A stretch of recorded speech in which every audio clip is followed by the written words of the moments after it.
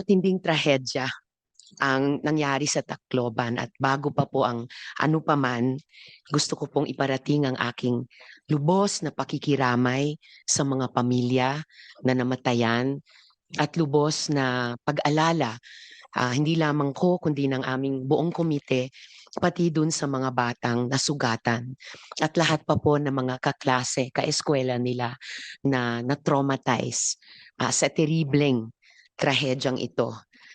Wala pong pwedeng pumuno sa na-suffer ng mga magulang ni ah, Chris Lawrence at ni Joyancy o Yancy kung tinatawag siya sa kanyang pamilya at ni Ayesa. At mamaya ng konti, acknowledge ko na meron ilan sa kanila, sa mga pamilya nila na makakalahok pa rin sa kabila ng kanilang matinding pagluluksa dito sa ating pagdinig at mamaya rin ilang mga miyembro ng pamilya ng mga nasugatan naman at hanggang ngayon ay patuloy na nagpapagaling na sobrang magandang loob din na sumama sa atin in person dito sa ating pagdinig ngayong umaga. Lubos po kaming lahat na nakikiramay, lubos po kaming nagdarasal para sa hustisya, para sa lahat. Nagdarasal po kami para sa maagang at ganap na paggaling ng mga nasugatan at lalong nakataya ang komiteng ito na moving forward, mas proteksyonan ng ating buong gobyerno at ng ating buong lipunan ang ating mga bata laban sa ganitong klasing karahasan at mga masasamang puwersang kumikilos sa palibot nitong mga karahasang ito. Alam nating lubhang masakit ang pinagdaraanan nila ngayon, itong mga pamilya nila. Kaya lubos po akong nagpapasalamat sa mga magulang nila Chris Lawrence Fabian at Yancy Separa na sa gitna ng kanilang pagdadalamhati ay at least sa pamilyang Separa, pinaunlakan nilang imbitasyon ng komite. Wag po nating kalimutan tanggalin sa ating isip at kalooban ang pamilyang Fabian din dahil kahapon lamang ay inilibing nila ang kanilang mahal na anak. Kasama natin online mula Tacloban, sina Mr. Jamie Separa at Miss Jeneline Badoria na mga magulang ni Yancy. Malaki rin ang aking pasasalamat sa mga kaanak ng dalawa pang estudyante na tinamaan ng bala at kasalukuyan ay nasa ospital pa rin.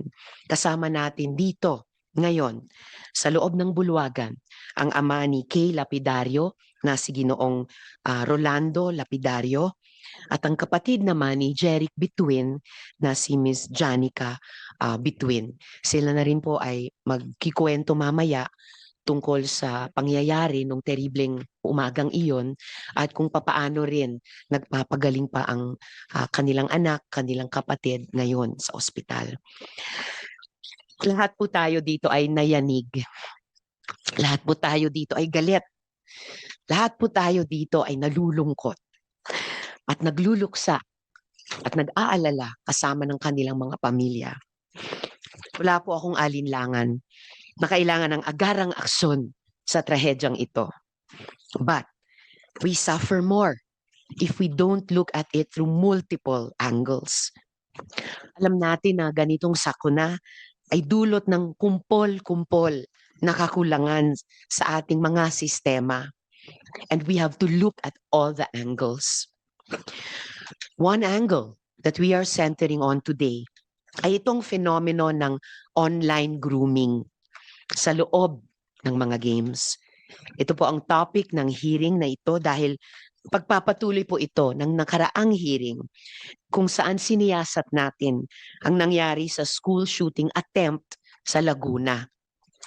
Sa nakaraang hearing, nilantad ng PNP-ACG ang unti-unting pagkalat ng tinatawag na nihilistic violent extremism o NVE na nagtatarget ng kabataan para udyukin silang saktan ang sarili o kaya ay gumawa ng karahasan sa kapwa nila bata. Let me be clear. I am not calling for a total ban on online games. Wala akong sinasabi na ang naglalaro ng games ay gagawa ng karahasan in real life. Fake news po iyon. Maraming kabataan ang naglalaro para magpahinga, makipagkaibigan, matuto, at maglibang. Malinaw po sa akin, hindi games o gaming community ang kalaban. Tungkol ito sa mga panganib na pwedeng kaharapin ng mga bata habang naglalaro at nakikipag-usap online.